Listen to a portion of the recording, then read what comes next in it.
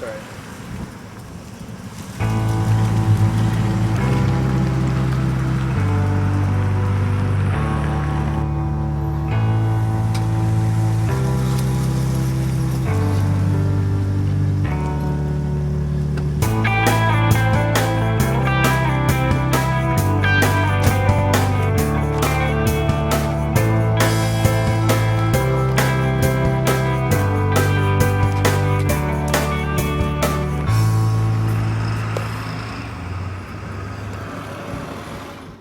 Hi, I'm Karen Cedergren from a local financial institution, and I'm here with Casey, who has some questions for me. Hi. Hi. I'm used to paying with cash for everything. Why would I need a bank account? That's a really good question, and I can understand why you asked that. One of the reasons that you may need to have a bank account or a checking account is that sometimes it's just not convenient to use cash. If you're paying a bill, for instance, a utility bill, very often, or most often, I would say that those companies don't want to receive cash, they actually want to receive a check. The other thing about having a checking account is it opens up your ability to have a debit card. Debit cards are a nice way to get started. It's not a credit card. You're only drawing against the funds that are in your checking account, but it gives you the convenience of being able to order things online. For instance, concert tickets. You can't go buy concert tickets with cash, generally speaking, so it's a good thing. You can open an account at any financial institution, a bank, a credit union. The process is usually pretty simple, but I would say the best place to start is right on the internet. Most financial institutions have really good websites where they talk about what kind of fees and services that they offer. And that's a good place to just get a general idea and then narrow down which institution you might think that you would go with.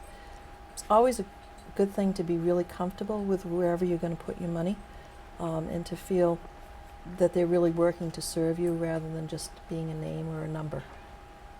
The process to open an account is fairly simple. You need to bring with you a driver's license, evidence of your residency if your mailing address is a post office box, evidence of your Social Security card. You may also want to bring your birth certificate along with you if you have it readily available.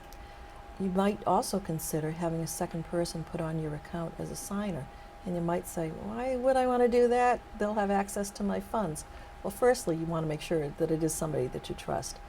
But I can give you an example of what happened in my own family. When my son was in college, he went to Tasmania for a semester abroad, and he had bank accounts.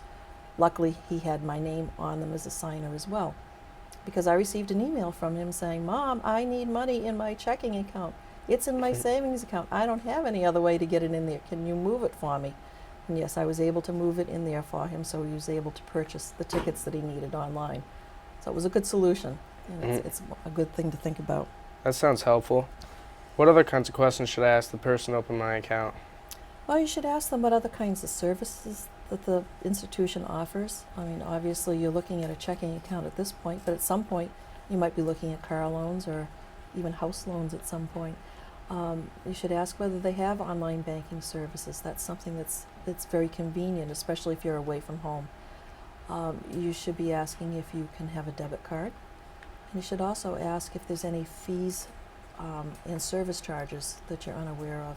The other thing that is a helpful thing to have also is a overdraft protection feature where you could draw against a savings account if you goof up on your checks and you don't have enough money in your checking account to cover it. It happens. It's not the end of the world, but it happens. Sounds pretty easy. Is there anything else I should know? Yes, there is. One of the things that's really important is when you get your statement each month to please open it and make sure that all your transactions on there are really your own. This is a time where identity theft is a huge crime in the United States, and one of the ways to make sure you're not being a victim is to make sure that all your transactions are really yours. You should also consider getting a free credit report each year. You may say, why do I need that? I have absolutely no credit. I'm in high school. For heaven's sakes, what are you talking about? Well, if somebody's using your Social Security number and your good name to get loans fraudulently, you need to know that, because that is identity theft. And there are steps that you would need to take to prevent that. One of the last things, though, is that if you run into trouble with your account, the people at the bank or the credit union are there to help you.